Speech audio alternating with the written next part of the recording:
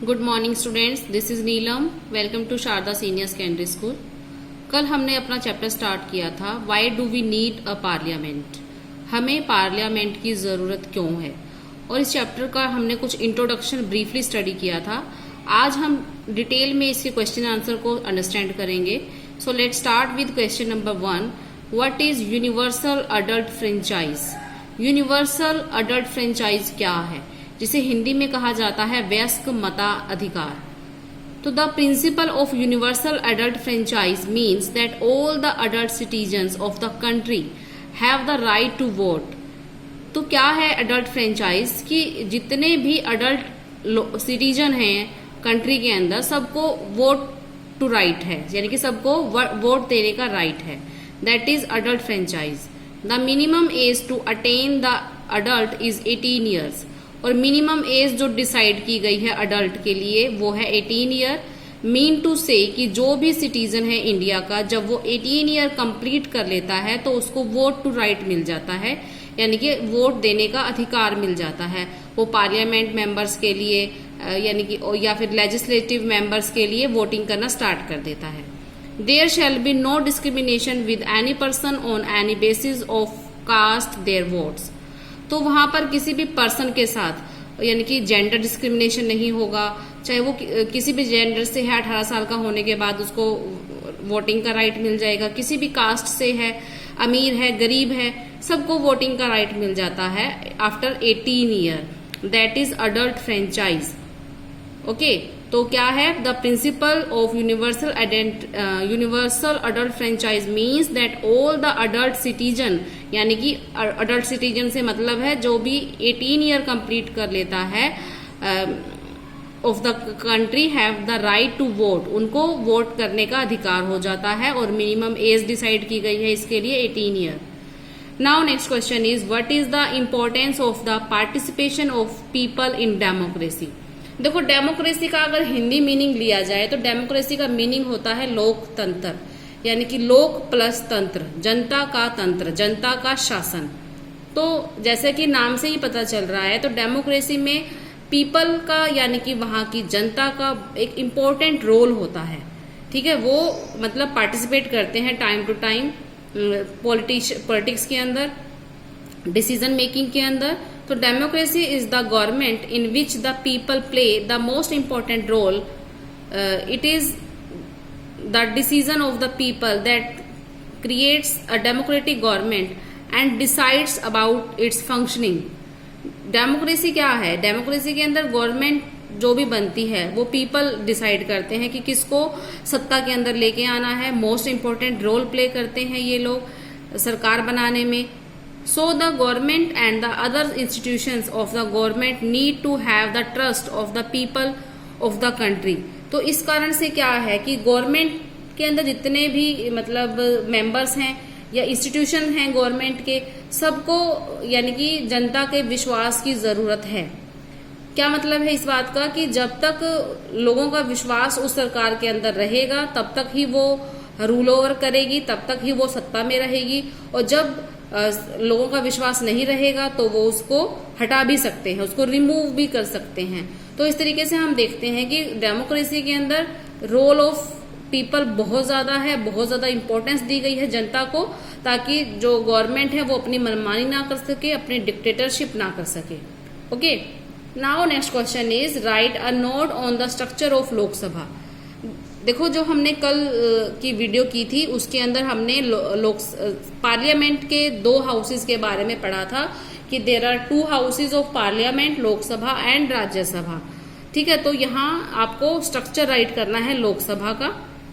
Lok Sabha is the lower house of the Indian parliament. Lok Sabha जो है, देखो इसके 2 हाउसेज हैं पार्लियामेंट के, एक है लोकसभा और एक राज्यसभा। लोकसभा को लोअर हाउस कहा जाता है, राज्यसभा को अपर हाउस कहा जाता है। It is also called the home of the people. ये हाउस ऑफ द पीपल भी कहा जाता है इंडियन पार्लियामेंट को। It has total 545 members. इसके पास टोटल 545 मेंबर्स होते हैं। Of these 543 members are elected by the people across the country.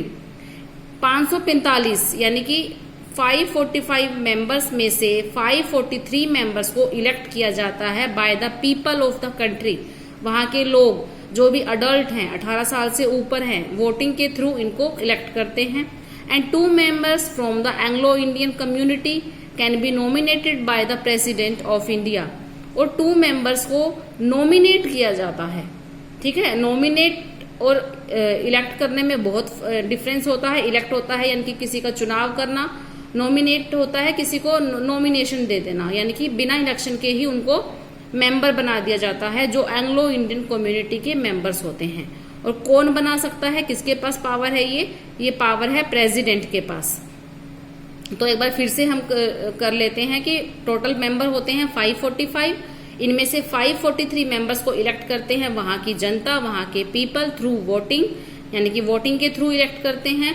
और 2 मेंबर्स जो कि एंग्लो इंडियन कम्युनिटी से बिलोंग करेंगे उनको नॉमिनेट करते हैं प्रेसिडेंट ऑफ इंडिया। तो इस तरीके से टोटल कितने हो गए, 545। The country is divided into numerous constituencies. Country को देखो, हमारा कंट्री बहुत बड़ा है तो उसको डिफरेंट कॉन्स्टिट्यूएंसीज के अंदर, चुनाव क्षेत्रों के अंदर डिवाइड कर दिया जाता है, जिससे कि इजी हो जाता है इलेक्शन को करवाना। 1 member is elected from 1 constituency. एक कॉन्स्टिट्यूएंसी से एक ही मेंबर को इलेक्ट किया जाता है। The candidates from various political parties contest the elections. और अलग अलग पार्टीज के अलग अलग जो कैंडिडेट्स होते हैं वो कंटेस्ट करते हैं इलेक्शन लड़ते हैं। और जिस भी पार्टी को मतलब कि वहां की जनता चाहती है वोट देती है और उनकी सरकार बनती है। तो that is the structure of Lok Sabha. Now how does individual give approval to the government. देखो, हम हमेशा यही पढ़ते हैं कि डेमोक्रेसी के अंदर सरकार जो है वहां की जनता बनाती है, वहां के लोग ही वोटिंग के थ्रू गवर्नमेंट को अप्रूवल देते हैं। तो वो किस तरीके से होता है, so let's see. In a democratic country the people give approval to the government through elections. Elections के थ्रू अप्रूवल देती है, यानी कि मान्यता देती है वहां की जनता डेमोक्रेसी कंट्री के अंदर। People elect their representatives for parliament and state legislative assemblies.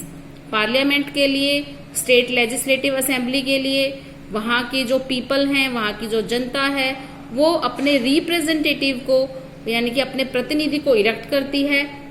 These elected representatives form the government. और ये इलेक्टेड रिप्रेजेंटेटिव्स यानी कि चुने हुए प्रतिनिधि सरकार बनाते हैं। The elected parliament of the state legislature guides और कंट्रोल्स द एग्जीक्यूटिव और द गवर्नमेंट। और ये जो पार्लियामेंट के चुने हुए मेंबर्स होते हैं ये मतलब कंट्रोल करते हैं, एग्जीक्यूट करते हैं सरकार को।